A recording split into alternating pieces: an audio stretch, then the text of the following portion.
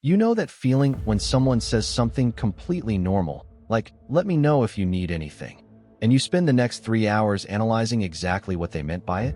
Or you're standing in a group conversation, and for no logical reason, you suddenly forget how to hold your hands. Or you walk into a room with a clear purpose, and the second you cross the threshold, it's gone. Completely gone. These moments feel strange, embarrassing even, like your brain is malfunctioning. But here's what's fascinating. Every single one of those moments has a precise psychological explanation. And once you know it, once you understand the hidden mechanics behind why people do what they do, you stop feeling like something is wrong with you. Because it turns out, the weird things you do, they're not glitches, they're features. Welcome back to Wired Logic HQ, where we decode the hidden mechanics of human behavior. Today, we're going through 25 psychology facts that explain exactly why people are the way they are. Some of these will validate things you've suspected for years. Some will make you look at your closest relationships completely differently. And a few, I'll be honest, are going to make you a little uncomfortable. Let's get into it. Before we start, I want to flip something on its head. When most people hear the word weird, they hear a criticism, an outlier, something to be corrected. But psychologically speaking, weird isn't a deviation from normal behavior. It is normal behavior, just the parts of it we haven't been given language for yet. Think about it. Every so-called weird behavior, avoiding eye contact, rehearsing conversations before they happen, feeling guilty about things that aren't your fault, every single one of those has a documented psychological mechanism driving it. You're not malfunctioning. You're running on software that was written hundreds of thousands of years ago and hasn't fully caught up with modern life. That's what today is really about. Not 25 ways people are broken. 25 ways the human mind is doing exactly what it was designed to do, in a world it wasn't designed for. Fact number 1. Your brain spends more energy doing nothing than it does focused work. There's a network in the brain called the default mode network, the DMN. Neuroscientists at Washington University, led by Marcus Raichle, discovered it in 2001 when they noticed the brain was more active during rest than during task performance. What's it doing? Replaying social scenarios, running simulations of future conversations, rehearsing, analyzing, worrying. So when you're zoning out in the middle of a meeting, your brain isn't resting. It's working overtime on something it considers more urgent, usually your social world. Fact number 2. You are literally incapable of thinking about yourself without thinking about other people. The same default mode network that activates during rest is also the primary network for social cognition. Self-reflection and social awareness share the same neural real estate. This is why loneliness feels so cognitively overwhelming. Your brain cannot fully separate thinking about me from thinking about us. Fact number 3. Your brain processes social rejection in the same region as physical pain. Matthew Lieberman at UCLA demonstrated this using fMRI imaging. The dorsal anterior cingulate cortex, the region that processes the distress of physical pain, activates identically when you experience social exclusion. Being left out of a group chat registers in your nervous system the same way a burn does. That's not a metaphor. That's neuroanatomy. Fact number 4. You can only maintain meaningful relationships with about 150 people. Robin Dunbar, an anthropologist at Oxford, identified what's now called Dunbar's number. The cognitive limit on stable social relationships is approximately 150. Beyond that, your prefrontal cortex doesn't have the bandwidth to track the social dynamics, history, and emotional data required to maintain genuine connection. Instagram followers aren't relationships. Your brain knows the difference, even when you pretend it doesn't. Fact number 5. You make up your mind in 0.1 seconds and spend the rest of the time justifying it. Research by psychologist Jonathan Haidt, building on Antonio Damasio's earlier work, shows that most decisions are made by the emotional brain first, with the rational brain constructing a post hoc narrative to explain the choice. You didn't choose your opinion logically. You felt it first, then built the argument for it. Think about that for a second. Fact number 6. The more options you have, the less satisfied you'll be with your choice. Barry Schwartz called this the paradox of choice. In a famous study, shoppers were more likely to purchase jam when presented with 6 varieties than when presented with 24. More choice doesn't increase freedom, it increases regret. Because every option you pick means 23 others you didn't. and your brain catalogs every single one of them. Fact number 7. You perform better when someone is watching, even if they're not helping.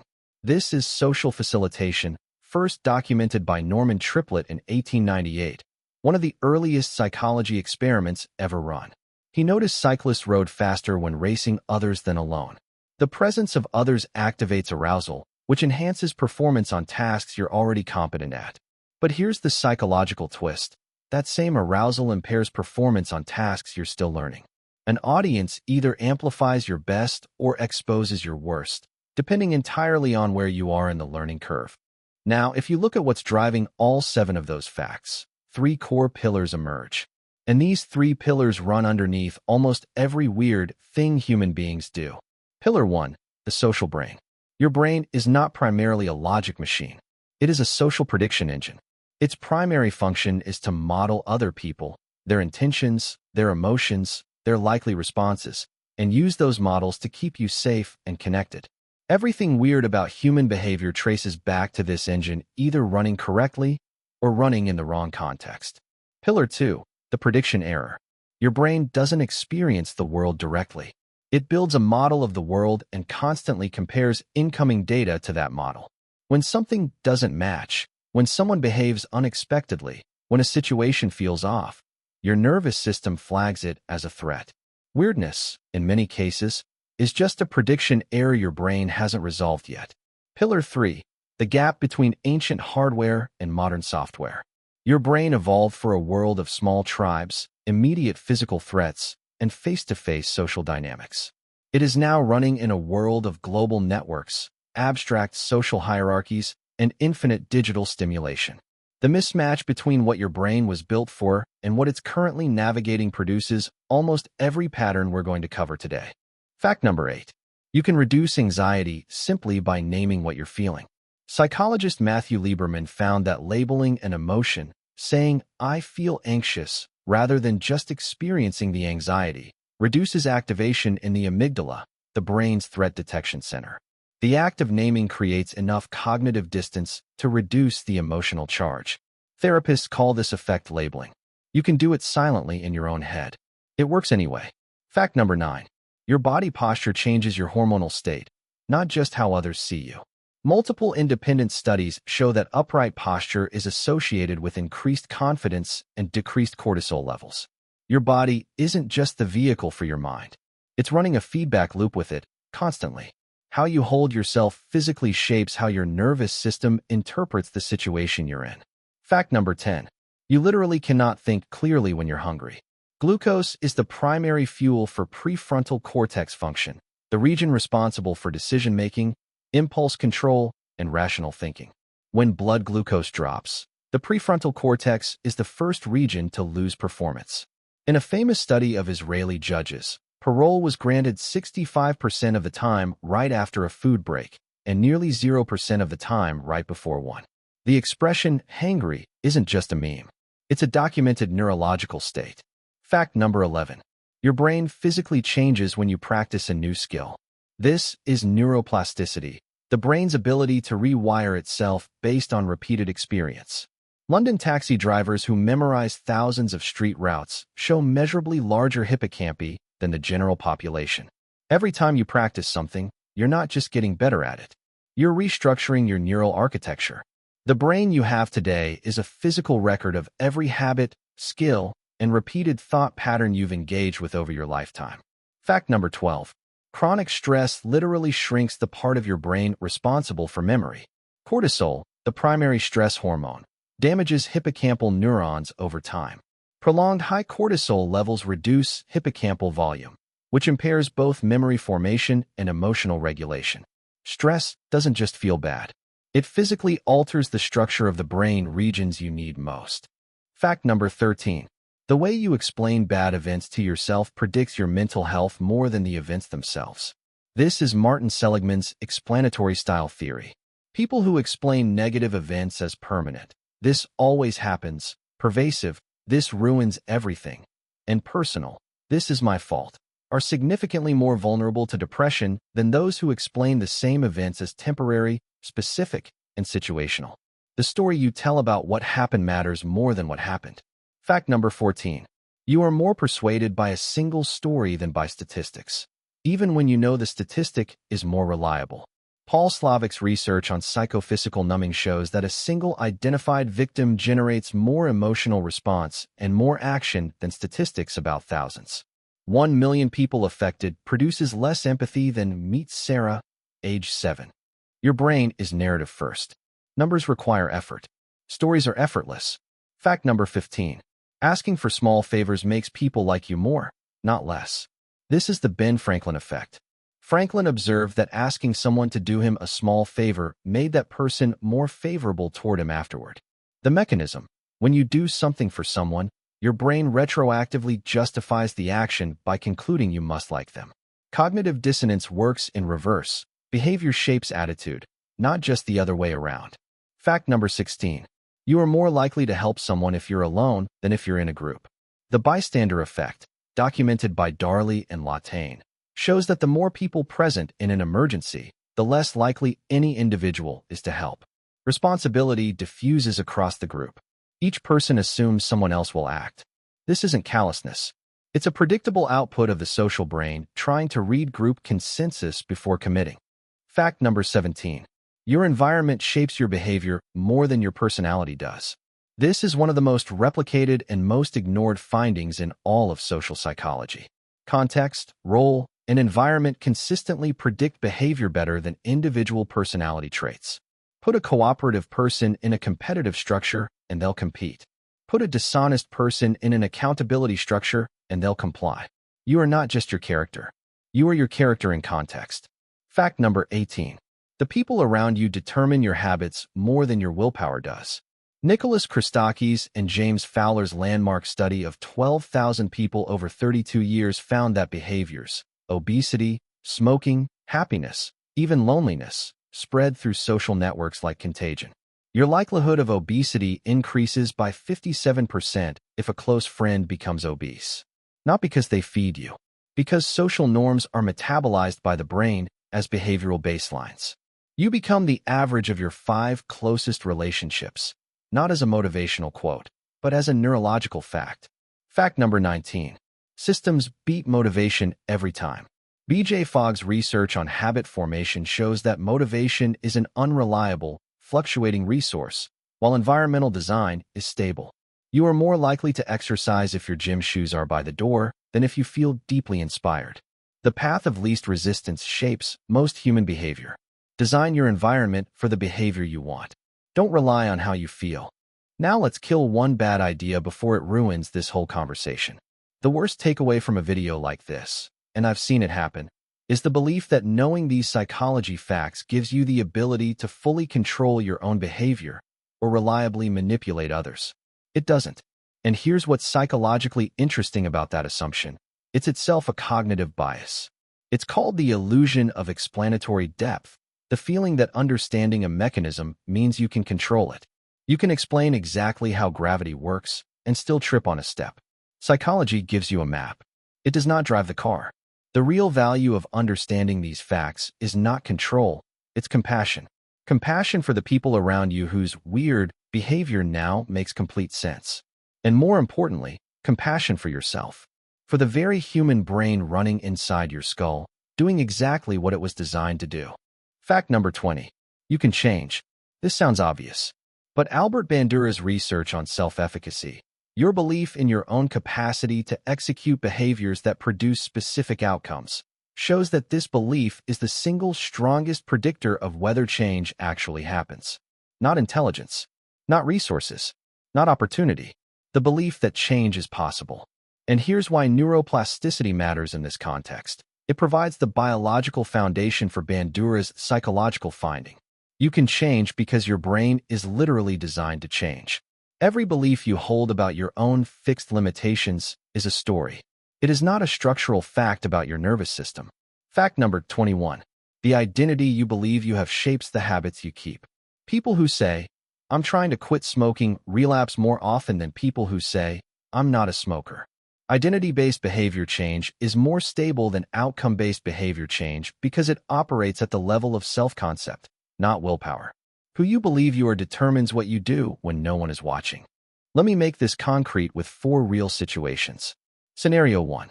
You're in a meeting and someone interrupts you mid-sentence to finish your thought and gets the credit for it. Your brain registers this as a status challenge. The amygdala fires. Most people either go silent and stew or overcorrect with visible frustration. Both responses confirm the challenge. What the psychology actually supports: maintain your vocal thread. Don't pause. Don't acknowledge the interruption. Continue from where you were cut off, calmly. What I was saying was, no hostility, no deference. You're not correcting them. You're simply not yielding. The brain reads continuity as confidence. Scenario 2. You feel like you're falling behind everyone around you. This is social comparison theory, Leon Festinger, 1954. Your brain automatically benchmarks your status against visible peers. But here's what most people miss. Social media has broken the reference group. You're comparing your internal experience to other people's curated performance. Your outtakes to their highlight reel. The comparison isn't just unfair, it's neurologically invalid because the data sets aren't equivalent. Scenario 3. You keep starting things and not finishing them. This is the Zeigarnik effect, the brain's tendency to fixate on incomplete tasks. Unfinished projects register as open loops, competing for working memory bandwidth. The solution isn't more motivation. It's closure. Either finish the task, explicitly abandon it, or capture it in a system your brain trusts enough to stop monitoring. Scenario 4. Someone you trusted behaved in a way that felt completely out of character. Remember Pillar 2, the prediction error. Your brain had a model of that person, and they violated it. The dissonance you feel is your brain updating its model under protest. This is cognitively expensive. It's supposed to be. It's your nervous system flagging that a key social prediction has failed and needs recalibration. Give yourself the time the recalibration actually requires. Don't rush past it. Facts 22 through 24 carry the same underlying message, so I'm giving them to you together. Fact number 22. You can't hate up close. Dehumanization requires distance. Proximity breeds empathy, which is why people are consistently kinder to strangers they meet face-to-face than strangers they encounter online. Fact number 23. Rest is not the absence of productivity. It is a form of productivity. The default mode network does its most critical consolidation work during downtime. Sleep, unstructured time, and deliberate rest are when your brain processes, integrates, and stores what you've learned. You are not wasting time when you rest. You are completing a biological process. Fact number 24. You will be wrong about yourself more than about almost anything else. The bias blind spot, documented by Emily Pronine at Princeton, shows that people consistently rate themselves as less biased than average, even when shown direct evidence of their own biases. Self-knowledge is the hardest knowledge there is. That's not a flaw. That's a feature. Your brain protects its working model of itself because destabilizing it would be cognitively catastrophic. And that brings us to fact number 25. This is the one I want you to leave with. Fact number 25. Curiosity about the human mind is itself a psychological mechanism for well-being. Todd Kashdan at George Mason University has spent 2 decades studying curiosity as a psychological construct. His research consistently shows that trait curiosity, the disposition to seek out new information about the world and about yourself, is one of the strongest predictors of psychological well-being, relationship satisfaction, and resilience. Not intelligence, not success. Curiosity, the fact that you're here, watching a video about the hidden mechanics of your own mind, isn't trivial. It is a measurable indicator of something psychologically meaningful about how you engage with the world. So let me leave you with this. You stop explaining your weirdness as a character flaw. You start recognizing it as a signal, a data point from a brain doing its absolute best in a world it wasn't built for. You stop performing normalcy and start getting genuinely curious about the machinery running underneath it. Because the people who understand why they are the way they are, they don't just feel better. They show up differently. In their relationships, in their decisions, in the way they treat the people around them. That's not self-help. That's neuroscience. If this video gave you something real to think about, subscribe. We break down human psychology like this every week at Wired Logic HQ. Drop a comment below. Which of these 25 facts hit differently for you? I want to hear from you. And if you want to go deeper on any of the mechanisms we covered today, I'll link the next video right here. I'll see you in the next one.